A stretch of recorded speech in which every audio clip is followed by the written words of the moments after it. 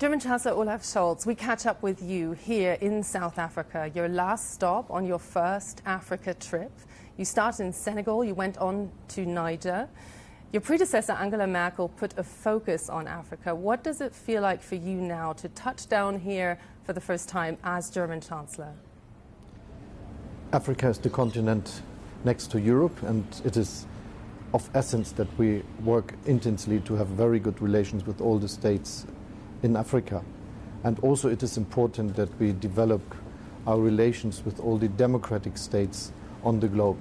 Democracy, the rule of law, questions that are important for us are not just something that is linked with the so-called Western countries. It's also very important if we look at all the countries in the world. So South Africa is a democracy, Senegal, Niger, and this is why I visited them and why I think it is important that we continue to work together, saying that the world has a good future if we cooperate, if we understand that there will be a lot of very relevant states in the future, in the 50s of this century, and that we should now make it feasible that there is a good cooperation, that we can create a multilateral world. Now, the shadow of the Ukraine conflict looms large here. This is Europe being very much busy with itself. There's a war in Europe. And at the same time, here many countries, particularly those that you visited, are set to feel the brunt of the effects. There's a looming hunger crisis, fuel shortages, fertilizer shortages. What responsibility does Germany feel to save countries that have nothing to do with this conflict from the effects? First, Russia invaded Ukraine, started a brutal war against a neighbor country, and so it is important that we stick together to give the Ukraine the chance to defend itself, its integrity, its sovereignty. And this is also important for peace on the globe. We should agree that there should never again be a successful attempt to change borders with force. And this is what Russia is trying to do, and this is why we cannot accept this, and this is why so many countries are supporting Ukraine with financial means, with weapons also, and we developed a sanctions regime against Russia to convince the Russian leadership that they should go away from the war, that they should start negotiations with the Ukraine, and that they withdraw the troops from Ukraine territory where they invaded the country.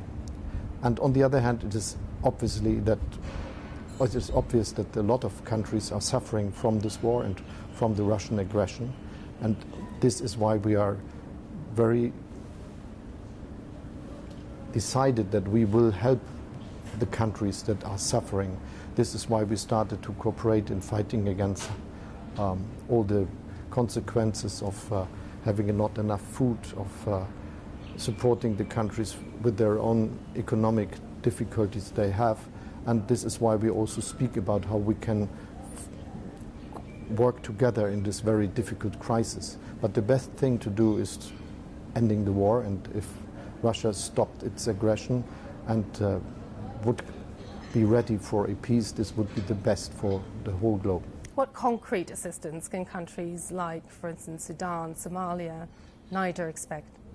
We are working on supporting the World Food Programme, and we are starting together an initiative against the shortages that are coming up now, and we will work together with the countries on a global level, together with the United Nations, and this is what we are trying to convince all other countries that have the means to do so to do together with us. Your Trade Minister, Robert Habeck, also spoke about a US-EU initiative to lower fuel prices worldwide. Can you flesh that out a bit? We will have a very difficult situation if we look at fuel prices. Obviously, this will be not feasible to subsidize them down, and even not on a global level. But it is necessary that we start to increase the supply with gas, with fuel, with all the things to make it feasible for the countries to pay for their bill. So how will you get fuel shortages off the table, reduce prices? We are now discussing with all these countries that are exploring oil and gas and trying to convince them to increase their capacities, so this would help the world market. Now it's 3 months to the day today that Russia invaded Ukraine. You're one of the very few world leaders who actually still have a direct line to Vladimir Putin. Volodymyr Zelensky, Ukraine's president at the World Economic Forum, spoke of Putin's intention to cause maximum damage, the maximum loss of lives.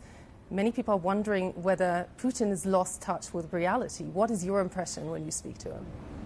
This is a brutal aggression, a very brutal war, and it is really an imperialistic approach. He tries to conquer parts of the territory of his neighbor country. And this is what we will never accept. And this is why it is necessary that we support the Ukraine, as I already mentioned, and that we, on the other hand, talk directly to Putin, saying him that he should stop the war, and that the activity he is starting there, the war, will never have a good outcome for his own country. We should not forget that the sanctions, for instance, are having a very heavy impact on the Russian economy today, but also in the future. They will go back in their opportunities of economic development for decades, so they will suffer, and they are suffering. And for getting out of this, he has to stop the war. Now, the United Nations says for the first time there's some 100 million people fleeing conflict on the move around the globe. Germany is negotiating also with many countries to take so-called illegal migrants back. What will Germany do? What will you do as G7 presidency to open avenues for legal migration? We have to be aware that there are a lot of people that are in a very desperate situation, that are fleeing from the places they lived because of war, because of a lot of other reasons. And so we have a global responsibility to support the refugees where they are. And this is what we never should forget, that there is a responsibility, not just starting if, for instance, refugees are coming to the Western countries and trying to live there. We also have to do a lot at the places where they live.